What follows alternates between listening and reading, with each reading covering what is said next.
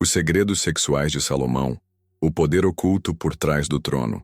Salomão não era só o rei mais sábio da Bíblia, ele também foi o mais perigoso. Usando o sexo como ferramenta de poder, ele construiu alianças, manipulou reinos e mergulhou em práticas que fariam qualquer religioso tremer. E o mais chocante, tudo isso está nas Escrituras, mas ninguém fala sobre. Se você curte verdades escondidas como essa, deixa o like e se inscreve. Aqui, a Bíblia é sem censura. O rei que não era santo era estrategista Salomão, filho de Davi, herdeiro do trono de Israel, homem reconhecido por sua sabedoria além da compreensão humana. Mas por trás da imagem de rei justo e sábio, havia algo muito mais complexo e perturbador. Salomão não governava apenas com palavras ou decisões justas. Ele dominava com charme, inteligência e sexo. Segundo o próprio texto bíblico, Salomão teve 700 esposas e 300 concubinas. Um número tão absurdo que parece simbólico, mas mesmo que fosse metade, ainda seria incompreensível. O que pouca gente reflete é por que ele acumulava tantas mulheres. Não era amor, era política, era estratégia, era dominação. Na antiguidade, casamentos reais eram tratados como alianças diplomáticas. Cada nova esposa de Salomão era, na verdade, um tratado de paz, uma promessa de lealdade, uma ponte com outro reino. Ele não estava apenas unindo corpos, estava conectando impérios. Com cada casamento, Salomão enfraquecia a chance de guerra e criava um vínculo com famílias poderosas. Era como se dissesse: se atacar Israel, atacará sua própria filha. Mas não para por aí. Muitas dessas mulheres eram estrangeiras, e com elas vieram seus deuses, seus rituais, seus costumes e suas práticas sexuais. A Bíblia não esconde isso. Em 1 Reis 11, está escrito que Salomão amou muitas mulheres estrangeiras e que por elas se inclinou a outros deuses. Você percebe? O sexo não era apenas uma arma geopolítica, era também uma porta aberta para um mundo espiritual oculto, cheio de rituais pagãos, idolatria e práticas que desafiaram diretamente a fé de Israel. Imagine o cenário: o rei do povo escolhido, o homem mais sábio da terra, tendo acesso não apenas aos corpos dessas mulheres, mas também aos segredos sagrados e profanos de cada cultura que elas traziam. Rituais com danças nuas, oferendas sexuais, cultos à fertilidade. Tudo isso entrava em Jerusalém pelas portas do próprio palácio. E mais assustador, ele permitia. Salomão construiu altares para os deuses pagãos de suas esposas. Ele deixou que os rituais acontecessem. Não era ignorância, era conveniência.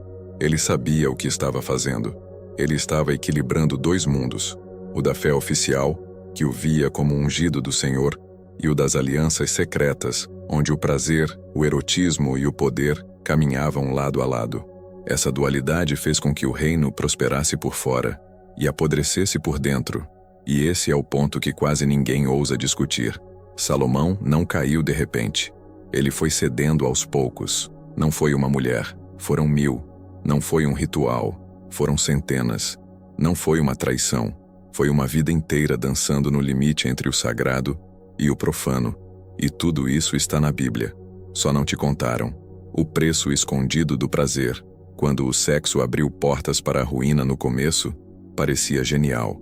Salomão usava o sexo como ponte de poder, amarrando reinos, evitando guerras, ampliando sua influência com alianças silenciosas seladas na intimidade.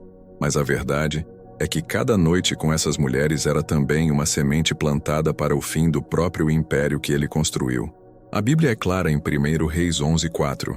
Quando Salomão já era velho, suas mulheres desviaram o seu coração para seguir outros deuses, e o seu coração já não era totalmente fiel ao Senhor, seu Deus, como fora o de Davi, seu pai. O que isso revela? Que a decadência de Salomão não veio de fora, veio do quarto. Enquanto o povo via um rei glorioso, rodeado de ouro, sabedoria e fama, os aposentos reais estavam se tornando templos secretos de adoração pagã. Mulheres moabitas, amonitas, sidônias, hititas, cada uma trazendo não só um corpo, mas também um deus estranho, um altar escondido, uma nova exigência. E Salomão, ele permitia tudo. Não por ignorância, mas por apego, por desejo, por vício. A sabedoria que o tornara famoso agora se curvava diante dos prazeres que o deixavam cego. E é aí que entra o ponto mais sombrio dessa história. Salomão começou a adorar os deuses delas. Não apenas tolerar, não apenas assistir.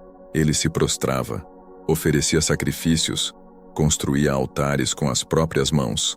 O homem que uma vez ouvira a voz de Deus, que recebera sabedoria divina como nenhum outro, agora estava de joelhos diante de Moloque, um deus pagão que, segundo registros, recebia sacrifícios de crianças em chamas.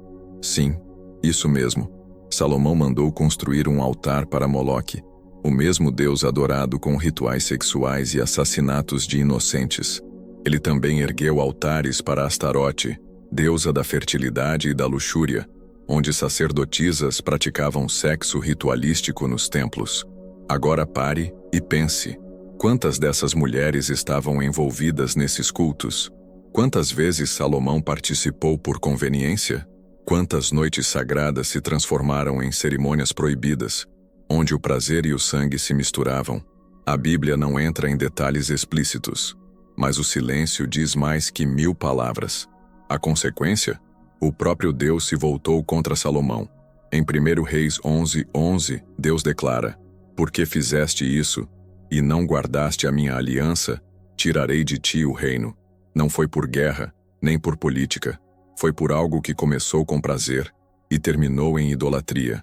Salomão teve tudo: sabedoria, glória, riquezas. Mas perdeu o essencial, o coração fiel que sustenta qualquer império. E assim, lentamente, o maior rei de Israel cavou sua própria queda, entre beijos, rituais, corpos e deuses estranhos. O legado da luxúria. Como o sexo destruiu um império, Salomão morreu cercado de luxo, sabedoria e ruína espiritual. O homem mais sábio da Bíblia terminou sua vida com o coração dividido, afastado do Deus que lhe dera tudo. E sua herança não foi apenas o templo, as riquezas, os livros de provérbios. Ele deixou um rastro de destruição que explodiu com violência assim que ele foi enterrado. Logo após sua morte, o reino que antes era unido e glorioso foi partido ao meio. De um lado, Judá, do outro, Israel. Duas nações que nasceram de um trono quebrado. Duas nações que passaram a se odiar, a travar guerras, a se distanciar de Deus. Mas por quê? A resposta está nas sementes plantadas nos anos finais de Salomão. Sementes de idolatria, corrupção, paganismo e descontrole. Seu filho, Roboão, herdou o trono, mas não herdou sabedoria. Ao contrário, herdou um reino contaminado por alianças impuras, sacerdócios divididos e um povo confuso, misturado entre a fé no Deus de Israel e os rituais pagãos que suas mães haviam trazido para o palácio. Roboão não teve força para governar com equilíbrio. Seu orgulho o cegou, e ao rejeitar conselhos dos sábios, ele causou uma rebelião brutal. 10 tribos se separaram e formaram outro reino, liderado por Jeroboão, que imediatamente criou falsos templos e novos deuses, tentando apagar de vez a tradição original. O povo escolhido agora estava dividido, e a fé que os unia agora estava diluída entre ídolos e falsos sacerdotes. Tudo isso começou com a permissividade de Salomão, com os altares secretos, com os cultos sensuais em nome da política, com o tudo bem silencioso que ele dizia a cada novo casamento. Salomão governava com prazer, mas deixou um império incapaz de manter-se em pé sem ele. E o mais irônico, o próprio templo que ele construiu, a maior obra religiosa da história de Israel, foi esquecido por muitos anos, enquanto o povo corria atrás dos deuses de Astarote, Moloque, Quemos e tantos outros que Salomão havia trazido para dentro de Jerusalém. Ele foi responsável pela maior adoração e pelo início da maior apostasia. Esse é o legado do rei que usou o sexo como ferramenta de poder. Paz momentânea, luxo abundante e um futuro destruído. Mas a pergunta que fica é: como um homem tão próximo de Deus se afastou tanto? E será que esse ciclo pode se repetir ainda hoje? No próximo bloco vamos entrar na mente de Salomão e o que ele pensava, o que ele escreveu no fim da vida e o que ele confessou quando já era tarde demais. O arrependimento do rei. As confissões de um homem vazio. Quando Salomão percebeu o estrago que havia causado, já era tarde demais. Ele havia entregado seu coração às mulheres, aos deuses estranhos, aos prazeres sem freio. O império estava rachando. A presença de Deus, que antes habitava em glória no templo, já não era sentida como antes. E é nesse cenário que ele escreve o seu livro mais amargo, Eclesiastes. Um texto sombrio, cheio de perguntas sem resposta, cheio de frustração, desilusão e tristeza. Não é mais o Salomão triunfante de Provérbios, ensinando sabedoria com autoridade. É um homem cansado, solitário e profundamente arrependido. Logo no primeiro capítulo, ele escreve: Vaidade de vaidades, diz o pregador. Vaidade de vaidades, tudo é vaidade. Eclesiastes 1:2. Aqui, vaidade não é apenas orgulho, é vazio, ilusão, futilidade. É como se ele dissesse: nada faz sentido, nada vale a pena. Tudo o que conquistei é pó. Ele continua: dei-me tudo quanto desejaram os meus olhos. Não lhes neguei prazer algum, mas ao olhar para tudo o que fiz, vi que tudo era vaidade. Eclesiastes 2, 10, 11. Salomão está confessando, sem censura: tive tudo o que o mundo podia oferecer, e isso me destruiu. As mulheres, os prazeres, o poder, a riqueza, tudo o que um homem comum sonha ter, Salomão teve em excesso. E por fim, se viu vazio. E esse é o ponto mais profundo e perturbador do livro. Ele não está apenas compartilhando sabedoria, ele está avisando, gritando, implorando. Lembra-te do teu Criador nos dias da tua mocidade, antes que venham os maus dias. Eclesiastes 12:1. É como se ele dissesse: não cometa o mesmo erro que eu cometi. Não espere tudo desmoronar para buscar a Deus. Porque foi isso que ele viveu.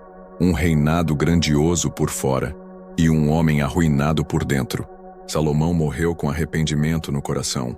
Não deixou apenas provérbios. Deixou um testamento de dor. E o mais triste é saber que tudo isso poderia ter sido evitado. Bastava ter amado a Deus acima de seus próprios desejos.